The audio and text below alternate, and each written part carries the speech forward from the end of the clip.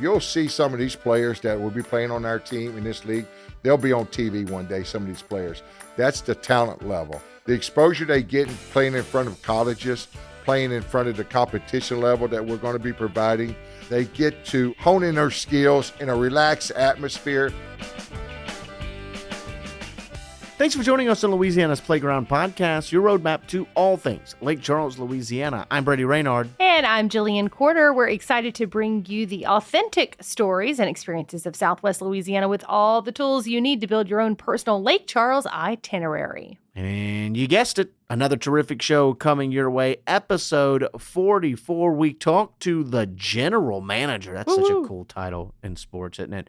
Of the Lake Charles Gumbeaux Gators, the summer league baseball program for college athletes to get out there and kind of refine their roles on their upcoming teams for the upcoming season and get a little bit better. Mr. Sam Moore, so good enough to join us here to talk about those Gators, and it's nice to see Sam in a different light than I used to see him when I was working my previous job. I used to get him as a coach, and now we both kind of crawled our way up to new roles. Crawled. Both like a gator, if you will. I didn't want to say moved up because I'm not taking. We've both moved on to new roles, and so it's nice to kind of get that interaction going. Exciting new roles, and I know everyone's really excited about seeing the Gumbeaux Gators this summer. Absolutely, I'm also excited, as I am every episode, for On V Eats.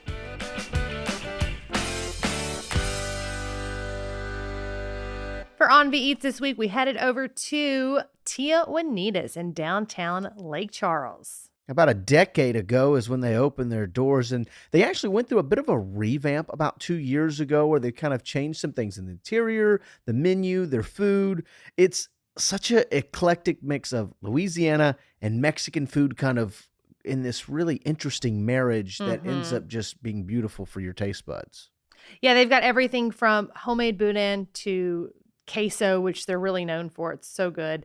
Nachos, tacos, quesadillas, fajitas, po' boys, gumbo, salad, fried seafood. Basically anything on the Cajun, Creole, Louisiana side, and little pretty Tex-Mex. much the things on the Tex-Mex side. That's right. And there you go.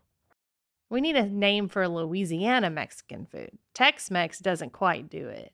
Louisiana Mexican. What about Lamex? Lamex. La Tex-Mex. La Tex-Mex. That just sounds like the in Spanish. Lamex. Okay. La Tex-Mex. So, Brady, what did you order? As you know, we started with a couple of appetizers, one of which the creamy shrimp bread bowl. And let me tell you, butter toasted bread, and it's filled, so they carve out the inside of it and fill it with pepper jack shrimp cream sauce, cojita cheese, and grilled shrimp. One big one on the top and a bunch of smaller ones throughout the dip.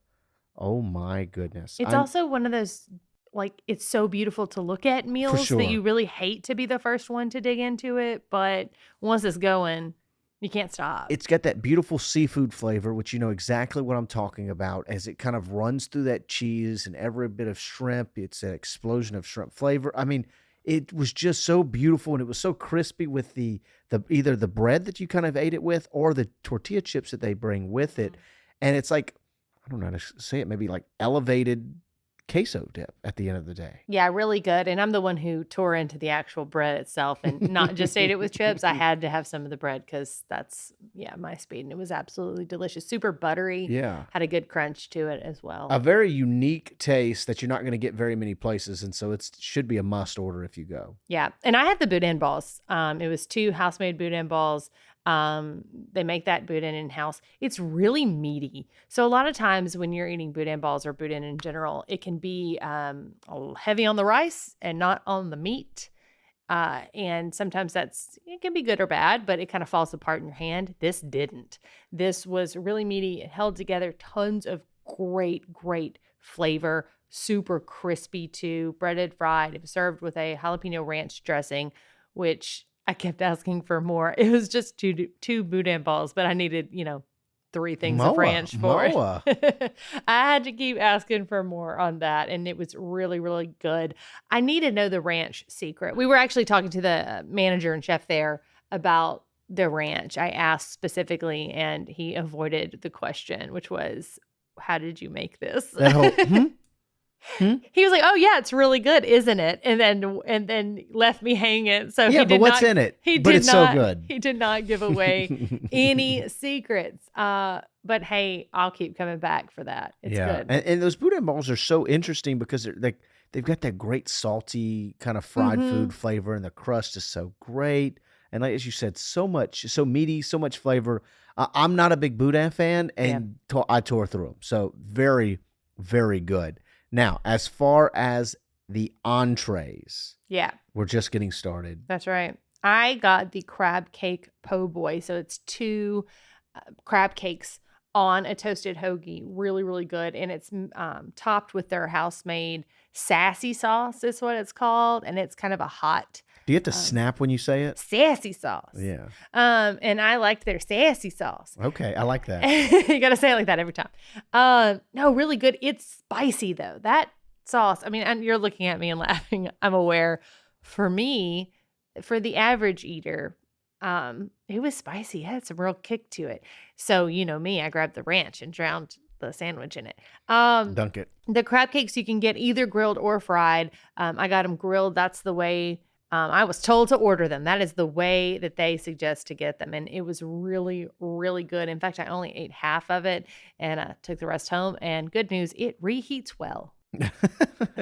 Always so important. It is. Meanwhile, I went with the spicy beef nachos because I can't get enough spicy. They've got ground beef, there's refried beans, queso, mozzarella cheese, and then plenty of pickled jalapenos. They'll put extra on them if you ask for it, like I do. And there's so much flavor from these nachos. Like, it's such a very basic dish, and I feel, basic, as the kids say, ordering something like that. But their nachos are so good. They're probably my favorite nachos in town. There's so much flavor from the queso, the beans, the beef. Each adds to it. And the chips, the assortment of textures. You've got the ones under all the sauce that get kind of soft, but it still holds together well, or the crunchy ones there on the outside. And there's a real heavy hand of seasoning all on those chips. So every bite, it's an experience. Like, each bite has so much flavor to it. The jalapenos add a little heat and plenty of flavor too from the pickled jalapenos. And it all is just so perfect together. And when I think of nachos, like, that's the plate of nachos that I think of. And it's a big plate of nachos too. It is. You could probably split it with someone and feel good about that, unless you have like a giant appetite. Most days I could finish it by myself. I couldn't finish it that day. Not with all the appetizers. And because of what's happening next. That's right. Up next, the tres leches French toast. Yeah, so this is a brunch menu item that they wanted us to try in lieu of a dessert, to kind of talk about their brunch menu, because that's a menu that they are wildly proud of. And it is crazy to kind of look at. There's 2 pages on their menu dedicated to their brunch. So that's probably the time that I would suggest going, because they get really creative with a lot of their dishes, one of which being this French toast. So they take what looks to be a baguette and they slice it a couple of different ways, and they use that instead of a standard, white bread toast. And they drizzle it with a cinnamon creme anglaise, which is basically like a vanilla custard sauce. And they serve it with dulce de leche ice cream a la caramel. They get really fancy with these terminologies, but they are slightly different. Each of those are different than the kind of the basic terminology there. And then the thing that I think really ties it all together are the toasted almonds on top. Yeah, that was kind of a game changer. I would have never thought about putting that on top of French toast, but it really married everything really perfectly. Plus, it added that crispy factor to it, like a little bit of crunch on top to French toast, which sometimes, you've got whipped cream, you've got the cream on top of it, you've got the caramel ice cream underneath. This is can easily get to be a really moist piece of bread here, but the almonds really amplified it. It really elevated it. So there's multiple creams that really add a lot of, like you said, kind of moisture and flavor to it, and all of it together, to me, it immediately took me back to being a child, because I tried it and I was like, my God, this tastes like fried ice cream in French toast, which if you've ever had fried ice cream, is so incredible, so much cinnamon flavor. Sure. And it's just beautiful. I have cinnamon circled on my list and I have it underlined a few times. Yeah. And it was sweet, but it's not overkill. Like, that's what I think is so beautiful about this dish is every bite, like, I just was looking for the next one. Yes, and you're right, exactly. You nail on the head here with it's sweet, but it's not too sweet. It didn't hurt me afterward, and I didn't feel that bad about eating it afterward either. You know, sometimes you walk away and you go, "Oh man, I can't move. I probably shouldn't have eaten that." Nope. I still feel good about it. I needed a couple more. Yeah. Still a good choice, and I'm gonna get it again. Oh, it was so awesome! I can't wait to try some of their other options on their brunch menu. I'm not the biggest brunch guy.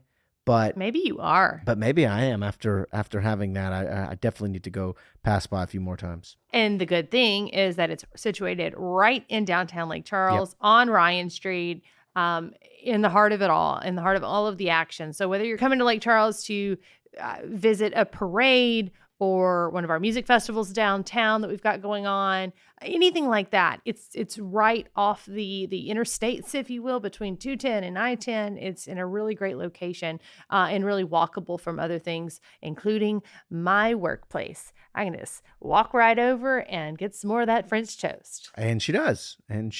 As we mentioned, any of these downtown restaurants, super easy if you're coming via interstate. It's no more than a 2 or 3 minute stop to actually get to the restaurant. So if you happen to be passing through and don't have a lot of time to spend, it's still plenty enough time to swing to a restaurant, and it's not going to put you too far back on your day.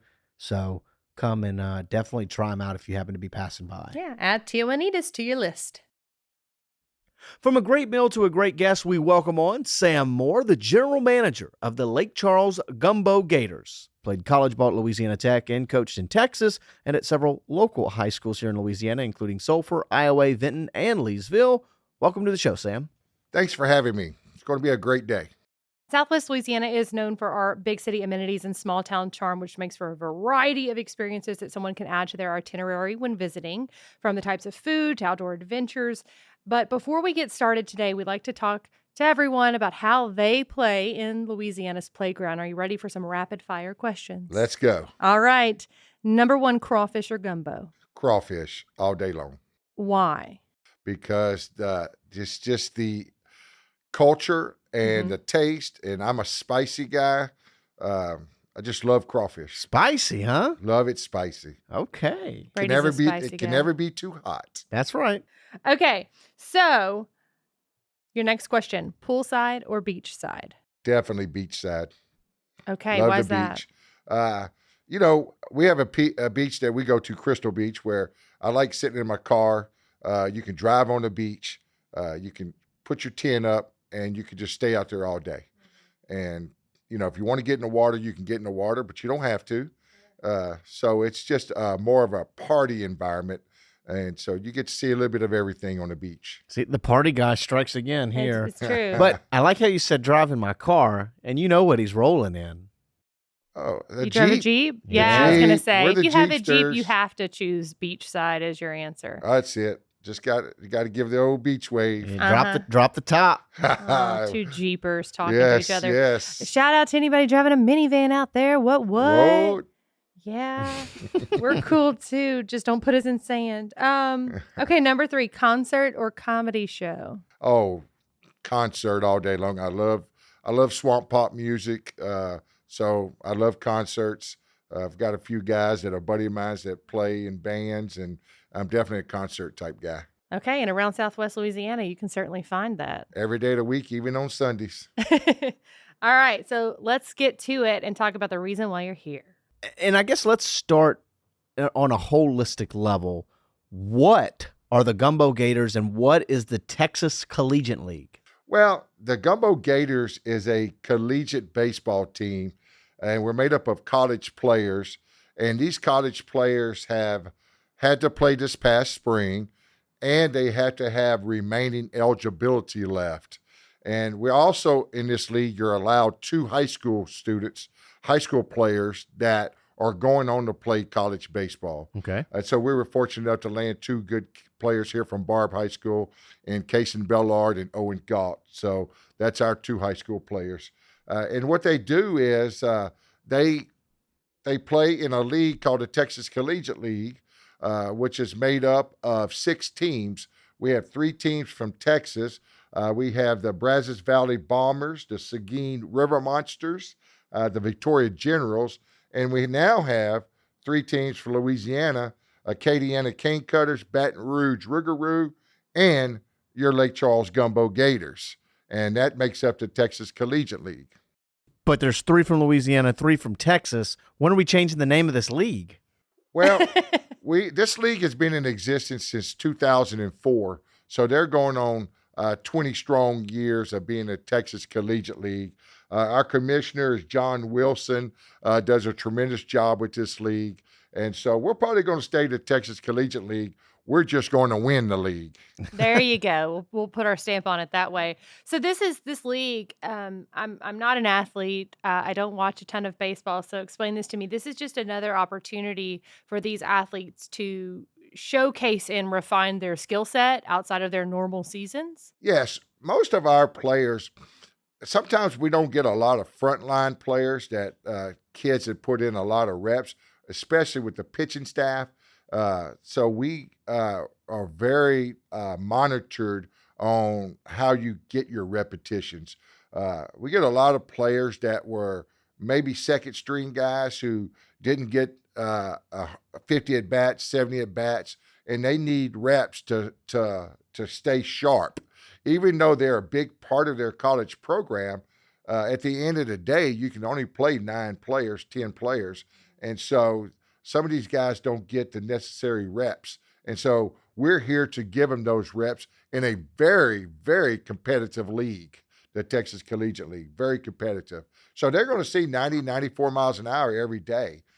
So it's going to sharpen their skills, and they'll be ready to when they go back to college the next year. And I think it's important because you look at it, and while you're not getting a ton of starters across the league, these guys are the next up. And in some instances, most of these guys will be starters this upcoming year, and the work put in is important. That's definitely. Most of these guys will be starters next year. Some guys are redshirt that will get an opportunity to play. And so we feel like it's a big responsibility on our part to do our part to make sure they have the best environment so where they will be ready. And that's where, you want to do the very best because you want the college coaches to trust you.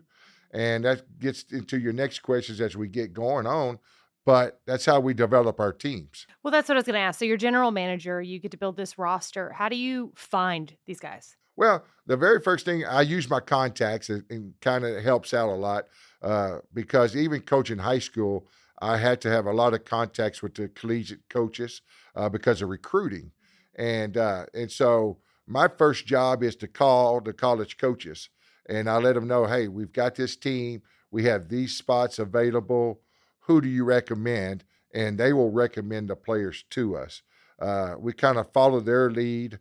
We work very closely with these guys because they do set some standards about how many innings they want their pitchers pitching, how many innings per game, per season.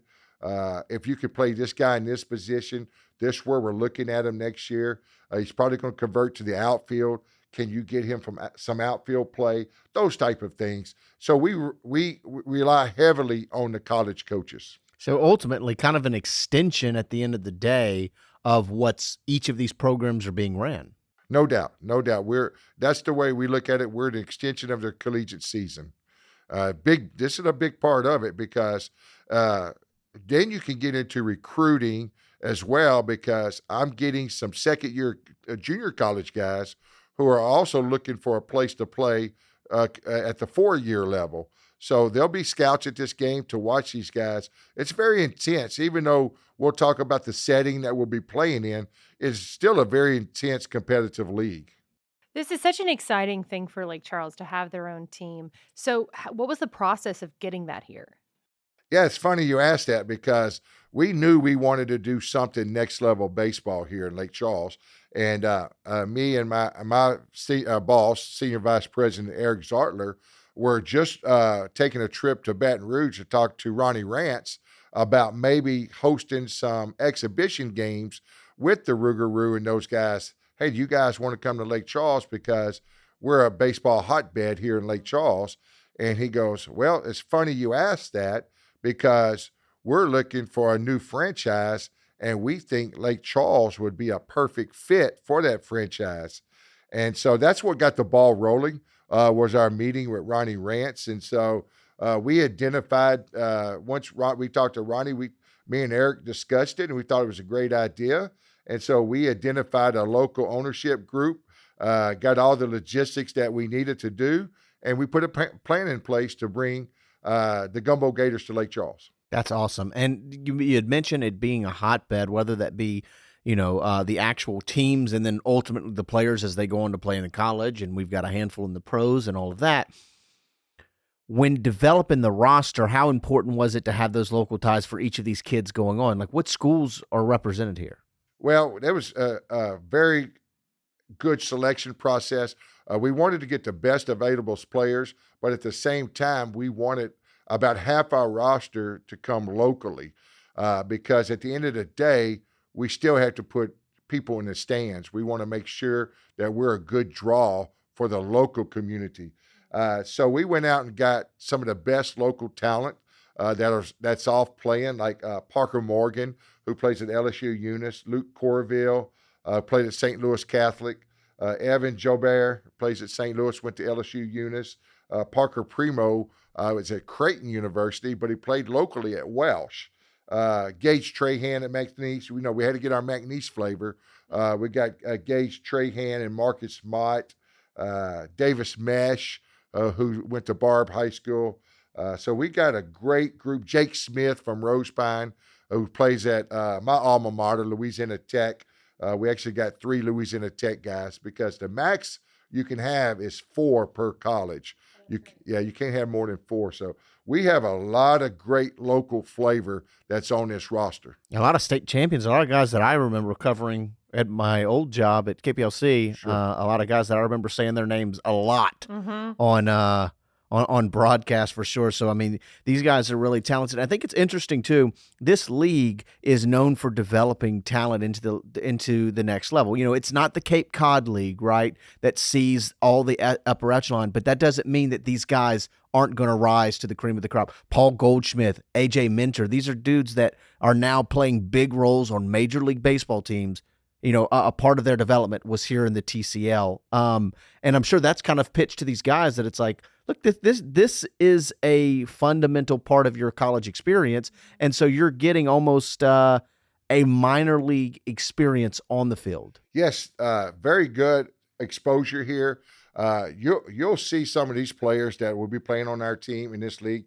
They'll be on TV one day, some of these players. That's the talent level. And I really didn't know until I started putting this team together about how many kids are looking for places to play in the summer league. As you mentioned, the Cape Cod is always going to get the cream of the crop. Then you have the northern leagues, and you got the West Coast leagues. But I probably have 150 on my waiting list just that wants to play on this team.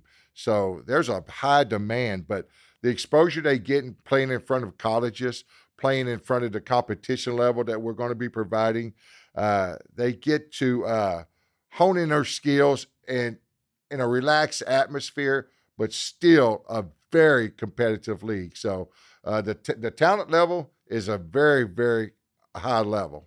That's awesome. And this just acting as a launch pad for those athletes. What does this mean for people of Southwest Louisiana to be able to go and go to these games? Well, if you got your big baseball fans, they're going to go for the baseball game. I want to go watch some next level baseball. It's different here. Oh, it's definitely different here. And then when we're going to add in on our promotional nights, like we said earlier, we're going to make it a fun family atmosphere, kid friendly. Some of the things that we're going to be doing as promotional nights, we'll have a Gumbeaux Gator night where the mascots will dress up, interact with the kids. We have a major league night where we have ex-major leaguers here. I know you guys are familiar with Stranger Things. Mm-hmm. We're having a Stranger Thing night. Oh, baseball in the upside down. I like it. Brady, I'm going back in time here, but we're also having an Helen Roper night. That's the one that caught my, that's the Miss Roper run.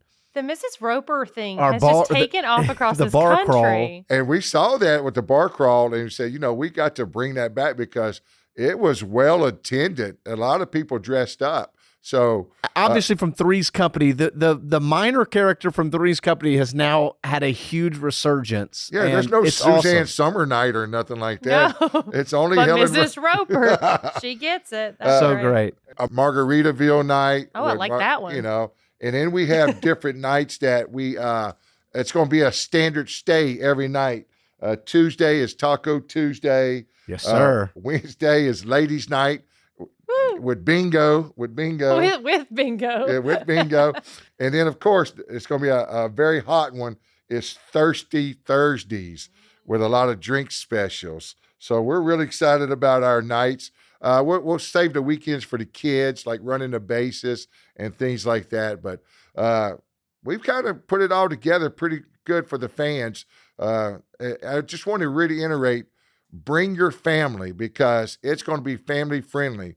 I'm a baseball guy, and it's hard for me to sit through 9 innings of baseball. Sure. But when you add up all this excitement we're going to be bringing, it's going to go by fast, and they're going to love it. Yeah, it's not just for people who enjoy baseball. Look, I love sports and everything, but Yes. I don't know if it weren't for the atmosphere in general. I don't know if I'd be going to a lot of baseball games right now. My kids don't play, I don't know if it'd be for me, but this is for everyone. This is going to be fun. From kids getting out on the field. We have a little league night where they come as a team and they get to warm up with the players. They get to go to a position with the players for the national anthem. So it's going to be very good for the kids. We're going to honor our military. We're going to honor our firefighters, police officers. So we got something for everyone. And it is, we mentioned it's a minor league almost experience for the players on the field. But then the same is going to be true for the fans because any minor league, AA, AAA that you go to, it's similar promotions. It's a lot of the same feelings. And this would be such a great town for minor league baseball. And this is basically what it is. No doubt. And what we're talking about here is when the inning's over, there's going to be some entertainment before we go to the second inning. We have a Holy Trinity race where we're going to dress people up as bell pepper, celery, and onion, and we're going to run around the bases. And we're going to have a dizzy bat race where you get real dizzy with a bat and you run. We got a putt where you putt for a competition. A little bit of everything in our competitions. We're going to have sing-alongs. We got Gator girls that will be providing entertainment in between innings. Cornhole, we have a cornhole shot. It's going to be something for about 8 innings that we're going to do that's going to provide more entertainment than you being here for a Thirsty Thursday. There's going to be stuff in between innings that's going to keep your attention to where you want to stay and come back to the Gumbeaux Gator game. I want to ask, I've heard some rumors, if you will, about some food and drink specials for the outfield kind of club section. What's up with that? We do have a party deck pavilion that you can buy out that party pavilion, and you will have food and beverages of your choice to drink and eat along for the whole game. So that's great. With a great rate that you can do that at. So we're promoting that right now. So if you have a group locally, if you want to bring your office, you want to bring your workers, we have a spot for you as well for your own private area to enjoy the game. That's awesome. Very cool. So where are the games held? What's home ballpark for you guys? We will be playing at Joe Miller Ballpark on the campus of McNeese State University. We do have to move venues for 7 games because of a conflict, which we'll move those games to Barb High School. Okay. And that's where we'll do a lot of our Boy Scouts and Cub Scouts, our church night things, because there will be no alcohol served at Barb High School. Sure. Both of those excellent facilities. We'll have the nicest parks in the league by sure. far. Hands down, the nicest park in the league. So tell me about ticket prices. Are there season tickets? Yes, you can go online, GumbeauxGators.com. Everything's going to be general admission. Even your season tickets, you can buy a whole packet of senior season tickets for $140 for senior tickets. Each individual ticket would be $10 per ticket that you can buy either online or at the gate. So we have that promotion going on. And let's buy up all the tickets. And for the people that's out of town, we'll have live streaming every game that you can buy a package of live streaming games as well for like the parents, grandparents that live far away from home, because we do have players from Oklahoma, down in the panhandle of Texas, Colorado, Florida. And so we are widespread as well. So live streaming is going to be a big part of it as well. And with $140 tickets, if it's typically $10 admission, that's a heck of a savings if you're planning on going to a bunch, because there's 24 home games. 24 home games, yeah. 24 home games. And we do have 2 buyouts. Ryan Navarre's bought out a game opening night, and VSG Architects have bought out a game to where it'd be free admission for everybody. That's fantastic. Oh, So that's we're awesome. very appreciative of our sponsors. The community has come together really well. Our sponsorship program went really well. There's a lot of interest in the Gumbeaux Gators, and we're really excited about having it. And it's going to be huge for the city of Lake Charles and Calcasieu Parish, Sulphur, Sam Houston, DeQuincy, Vinton, Texas, because I've got some Southeast Texas boys on this team. So it's going to be very exciting. So with the other teams in this league, I'm sure you've seen how important that community tie is with those franchises. Is it the same here? You really need the community as much as maybe they need a team like this. Well, we both need each other, and this is huge because, without a strong base community, it's going to be hard to get something off the ground like this, because this is a big, big undertaking, and everybody has come together in support. So we're really excited about what the community has done. A big shout out to KPLC, a big shout out to the American Press in our social media, because the word is getting around. We're hand delivering posters. We have pocket schedules. We're hand delivering. We got 20,000 of these that we're fixing to start handing out. So we got Gator Girl posters. We have a lot of things going on. Going to get on some billboards. We want people, if you have not heard about the Gumbeaux Gators by now, you're probably not getting out enough. You need to get out. Because, Take this as a sign. Yes, take this as a sign. Get out, get on social media, talk to people, because we're spreading the word. And I think it's important to, as we kind of look for the future of this organization, this is a well-established league. This league's not going anywhere. This team's not going anywhere. This is something to build on for the future. No doubt. We want to be here for a long time, and we're going to need a lot of support and people to back this. We're going to do everything that we're supposed to do to make sure this stays, because the kids need it. Because I didn't know how important this would be until I get 2 to 3 phone calls a day. Coach, do you have an extra roster spot? I need a place to play this summer. It's a high demand. And with everybody's support and the team that we have put together, I can promise you the Gumbeaux Gators, we're going to be here for a long time. Thanks again to Sam for joining us here on the show. But thank you, most of all, for taking time out of your day to join us on the podcast. I don't know what you're laughing at. If you enjoyed the show, would you please be even more extra and press that plus sign there and follow our podcast? Leave us a rating or a review. Comment. If you're on Spotify, they have the little post-game recap. Give us a comment. I love reading those. I love talking to you. Just shout us out if you could.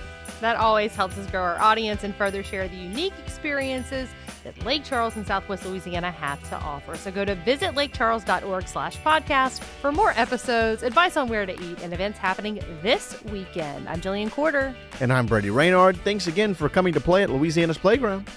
See you.